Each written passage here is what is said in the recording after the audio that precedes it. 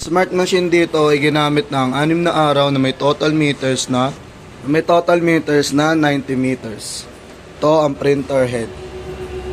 Ito naman ang cupping. Tayo naman mag-head clean.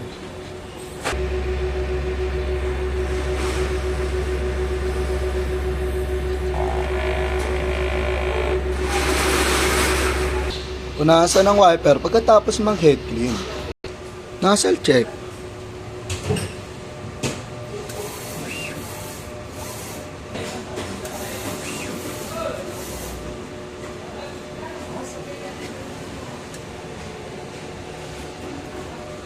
Wala kaming in-house order at ang pending namin ay goods for 24 hours.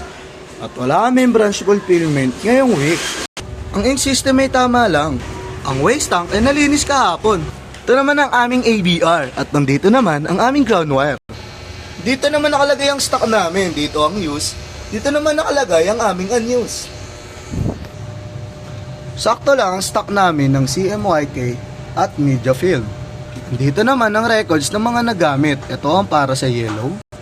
Dito ang sa cyan, Sabli 44. Ito ang para sa black. At ito naman ang para sa magenta. At ito naman ang aming daily output para sa ngayong week. At ito naman ang aming daily checklist.